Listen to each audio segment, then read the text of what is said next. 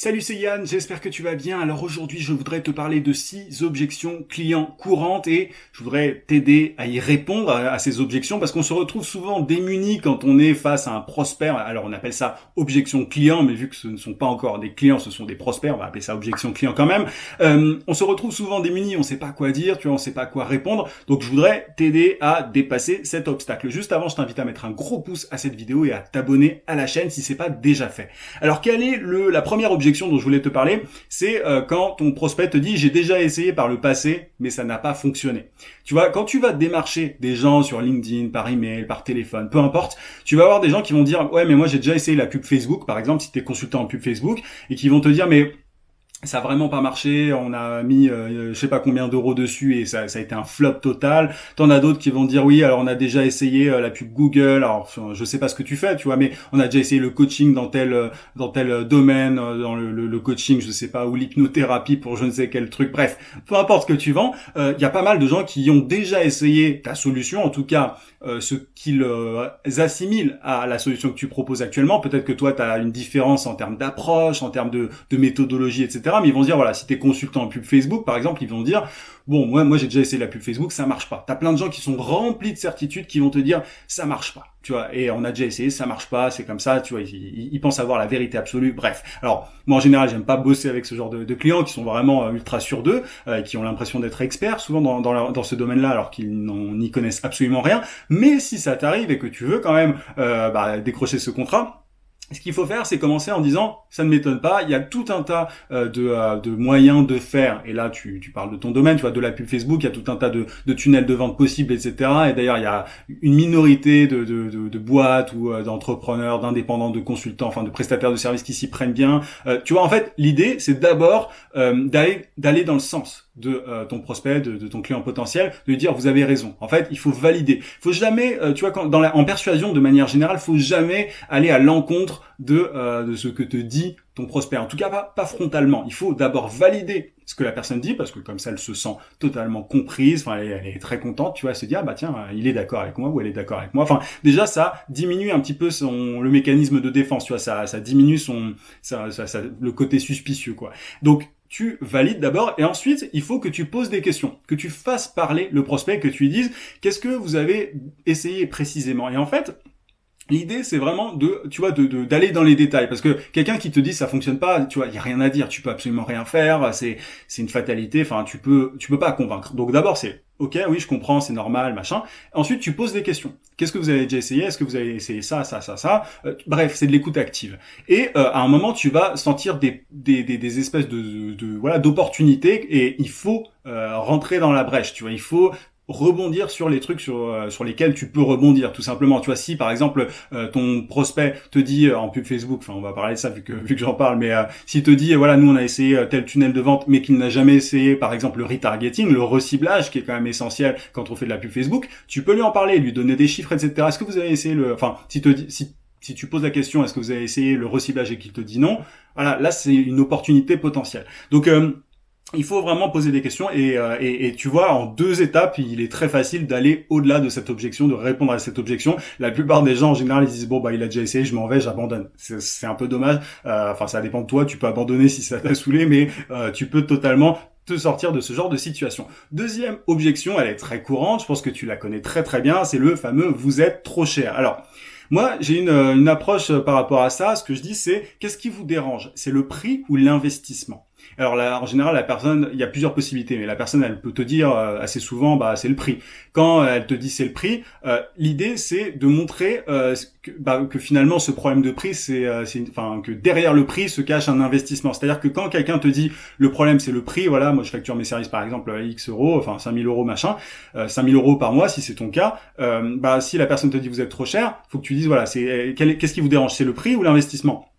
Et là, du coup, si la personne te dit que c'est le prix, tu dis, il faut que tu montres en fait concrètement, alors là je peux pas faire une réponse générale pour tous les domaines, tous les secteurs, c'est impossible, mais tu vois, il faut que tu montres que derrière ces 5 000 euros se cache peut-être 100 000, 200 000, 300 000 euros à moyen ou long terme, tu vois. Donc ça c'est vraiment important. Il faut que la personne aille au-delà du prix. Si elle est bloquée sur le prix, il faut qu'elle pense investissement. Il faut que tu l'aides à aller vers l'investissement. Si le problème c'est de l'investissement, si elle te dit voilà c'est l'investissement, je peux pas, enfin il y a des gens qui comprennent pas vraiment la différence prix-investissement et c'est là en fait que cette question peut vraiment t'aider. Si la personne te dit c'est l'investissement, faut que tu poses des questions sur ce qui bloque et si la personne te dit par exemple ouais avoir un retour sur investissement de 10 par exemple, hein, c'est un exemple, c'est pas assez, là tu peux dire bon elle a vraiment compris cette notion de prix et d'investissement et du coup il faut que tu cherches si tu es capable d'avoir un retour sur investissement plus élevé encore, il faut que tu le mettes en avant. Mais c'est super important d'aider le prospect à comprendre la différence entre prix et investissement. Et moi, ce que je recommande souvent, c'est de proposer un tarif. En fait, ton tarif doit être égal à si tu factures 5 000 euros, tu vois, pour un truc, il faut que ton service derrière permette de gagner 50 000 euros au moins à ton client. Il faut que ton client gagne au moins 50 000 euros grâce à ces 5 000 euros. C'est à peu près le ratio que j'utilise moi, c'est x10. Il faut que ton service permette de faire x10. Et honnêtement, la personne qui peut gagner 50 000 euros grâce à toi, elle va pas te dire non à 5 000 euros. Enfin, c'est assez évident. Mais souvent, les problèmes de tarif, cette objection-là, en fait, du tarif, elle arrive parce que tu n'as pas assez mis en avant ton retour sur investissement. C'est que t'as pas assez appuyé sur le fait que sur tes bénéfices en fait, sur le fait que ton service va rapporter de l'argent concrètement à la personne. T'es pas une dépense, tu es un investissement. Ce n'est pas un prix que tu donnes. C'est un moyen d'arriver à un résultat. Et c'est super important de le comprendre. Donc, il faut que tu arrives sur cette conversation-là. Et quand quelqu'un te dit vous êtes trop cher, il faut que tu creuses. Faut vraiment comprendre si c'est le prix en lui-même, est-ce que la personne, en gros, n'a vraiment pas 5 000 euros à mettre, ou alors est-ce que le problème c'est le retour sur investissement. Creuse ce sujet-là et voilà. Après évidemment il y a certaines personnes qui peuvent pas du tout se permettre c'est de payer 5 000 euros etc. Et là dans ce cas-là tu peux t'en aller, il y a pas de problème. Faut pas forcer la vente, ça n'a aucun intérêt. Troisième objection, alors il y a des gens qui vont dire on a déjà des résultats suffisants, on a déjà des résultats en pub Facebook on le fait en interne par exemple. Je reprends cet exemple-là, mais on le fait en interne et on n'a pas de problème par rapport à ça. Alors l'idée là c'est de poser des questions sur ce qu'ils font actuellement. C'est un petit peu pareil que ce que je te disais avant, c'est tu creuses le sujet. Tu peux pas t'arrêter. Il faut jamais s'arrêter à quelqu'un qui te dit on a déjà des résultats, vous êtes trop cher. C'est générique, ça ne veut rien dire en fait. Il faut que tu vois à quel point c'est bullshit. T'as des gens qui vont dire ça simplement parce qu'ils ont pas envie d'aller plus loin et tout, et parce qu'ils ne se rendent pas compte que tu peux vraiment les aider. L'idée, c'est de montrer que tu peux être utile. Et en creusant le sujet, tu vois, en posant des questions sur, ok, qu'est-ce que vous faites en pub Facebook, etc. Est-ce que vous arrivez à atteindre un retour sur investissement? Alors là, je parle vraiment beaucoup de retour sur investissement dans cette vidéo. C'est pas le cas de tous les domaines, on est d'accord. Mais il faut que si tu proposes des services vraiment orientés résultats, il faut vraiment que tu ailles dans ce sens-là, que tu creuses le sujet. Et si tu te sens capable d'obtenir des résultats plus importants que ce que la boîte obtient par elle-même, tu vois, toute seule, il faut que tu le fasses comprendre. Il faut pas que tu dises ouais non mais là, faut pas être trop frontal, tu vois, trop agressif et dire oh, non mais là c'est nul ce que vous faites. Ouais, faut pas rentrer là-dedans parce qu'il y a trop de consultants d'ailleurs qui le font, qui disent ouais non mais vous faites pas bien les choses et tout. Ne sois pas frontal. Ne sois pas dans la collision, faut vraiment pas dire ça, faut dire ok, tiens, ok, super, c'est cool que vous fassiez ça, qu'est-ce que vous faites exactement, est-ce que vous voilà, et tu poses des questions, c'est toujours des questions. La négociation, la persuasion, de toute façon, ce ne sont que des questions. Donc voilà pour ce point-là. Quatrième conseil, par rapport aux objections, comment je peux être sûr d'avoir des résultats. Ça, c'est quelque chose qu'on peut que tu as peut-être déjà entendu par le passé.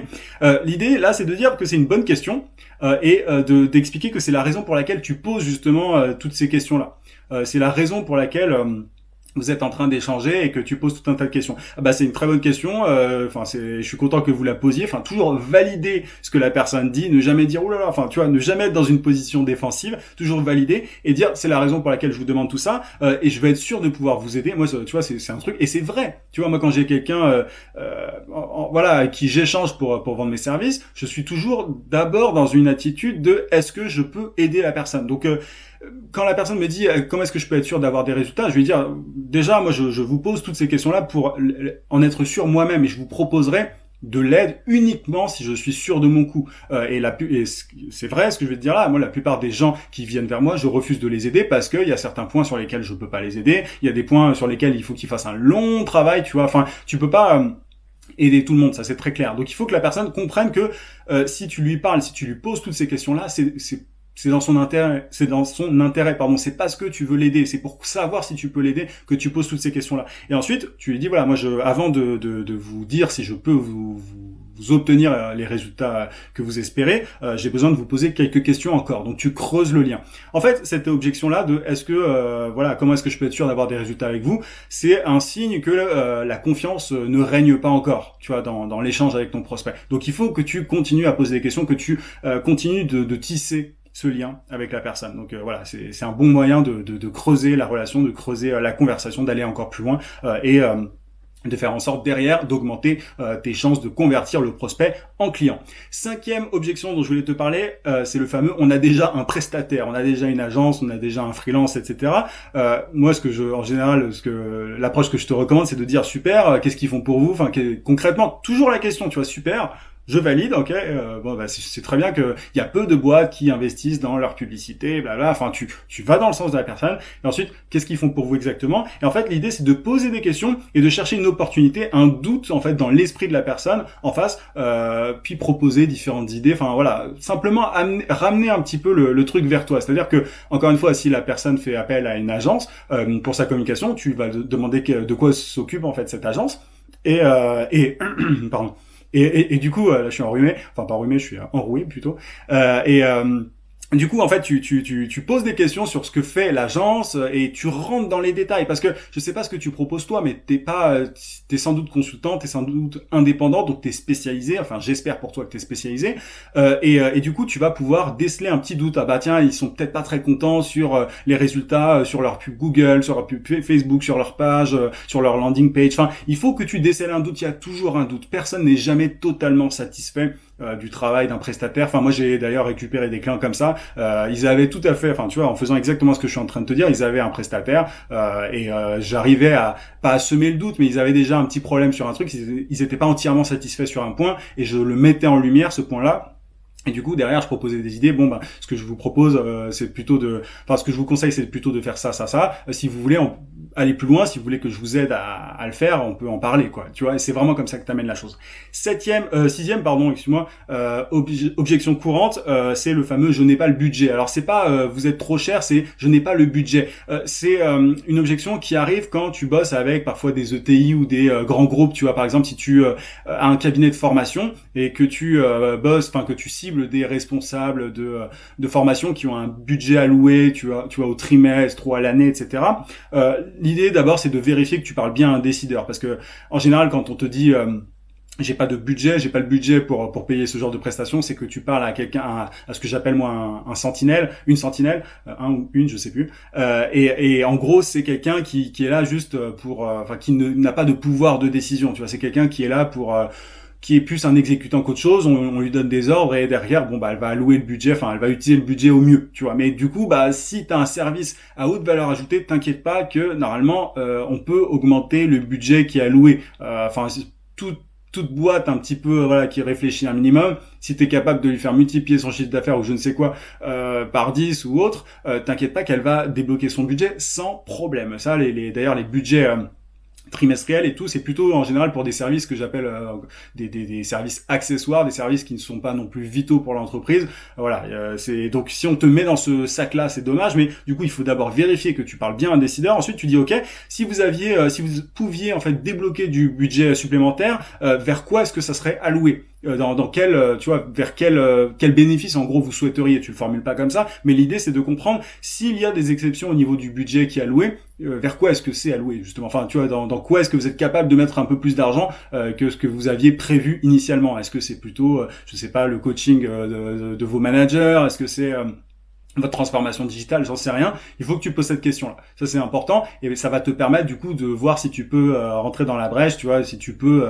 rebondir sur ce que toi tu proposes et voilà. Donc l'idée, c'est à chaque fois dans ces différentes objections, c'est d'aller un peu plus loin, c'est de ne pas t'arrêter à ces objections. C'est ce que la plupart des entrepreneurs font. Malheureusement, ils s'arrêtent, on leur dit vous êtes trop cher, ou alors j'ai déjà quelqu'un, ou alors on a déjà des résultats suffisants, etc. Ils s'arrêtent, ils disent au revoir. L'idée, c'est d'aller un peu plus loin. Parfois, c'est vrai, ces objections sont vraies et il faut s'arrêter. mais parfois c'est faux. Et du coup, je t'ai donné tout un tas de moyens d'aller au-delà de tout ça et pour éventuellement réussir à conclure un contrat pour décrocher ce client que tu as en face qui oppose tant de résistance. Voilà un petit peu. Si tu veux aller plus loin, si tu veux trouver plus de clients, moi j'ai tout un tas de choses à te proposer en description de cette vidéo. Tu peux aussi cliquer sur le i. J'offre une formation continue, tu reçois un email tous les matins à 9h dans lequel je te donne tous mes secrets pour trouver plus de clients et facturer ces services à prix d'or. Tu as aussi des bonus, tu as des scripts pour décrocher des clients sur LinkedIn et par email. Tu as tout ça encore une fois en description ou en cliquant sur le i sur YouTube. Je te dis à très très vite.